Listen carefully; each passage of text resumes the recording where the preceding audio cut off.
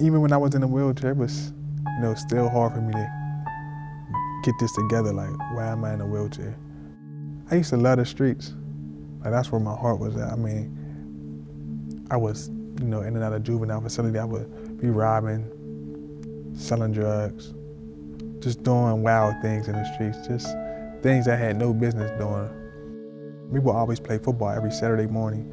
It would be Pittsburgh versus the Philly kids. And I went to go tackle a kid, and as I went to go tackle, me and him hit heads, and my neck broke.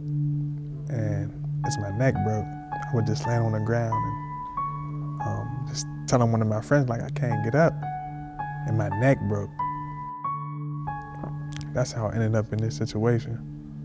So as I left the hospital, I went right back to the community, right back with the homeboys, right back to the same area what got me in trouble.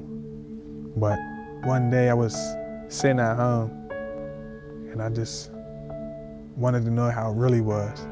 I just said, Lord, if you're real, let me know who you are. And I opened up this Bible and I read the whole book of Psalms. And it just like, I felt my spirit just going to the Lord. It was just something special. So Brother Chuck, I met him. He's a prayer partner for Cornerstone. And we just end up talking. I don't know how we got on talking about the Lord, but God always connects his children together. And then he kept saying, well, you have a powerful testimony. I would like for you to see if you can get up to Cornerstone and be a prayer warrior and all this. My first day here, I got a specific phone call from the sister.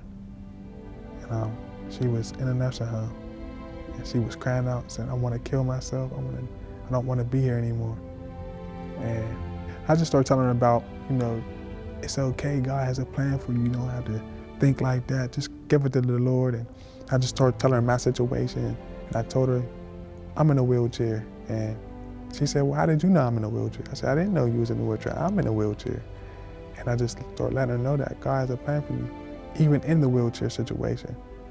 And I prayed for this sister, and as I prayed for her, she just, all them suicidal thoughts just went away out of her mind. And I called her the next day to check up on her to see if she's okay. And she was a totally different lady the next day. I used to always say, Lord, I want to walk. Lord, I want to walk. But I am walking now. I'm walking with the person that allow us to walk. And as I pray for these people, it's just a blessing to be able to see people that's going through pain and going through hurt, going through unforgiveness, to see the Spirit just really move in their life. And I just thank God for the situation that I am in, because I believe if I wasn't in the situation, I wouldn't have met God. I probably would still be in the streets, or probably dead. But I thank God that he allowed me to get a second chance, and his grace and his mercy. Even in my darkest days, I called Cornerstone in the middle of the night, crying out for help. And there was always someone there, there's always someone here. And as you're supporting, you're not just supporting Cornerstone, you're supporting the people that's in need as well. And you're also being a blessing.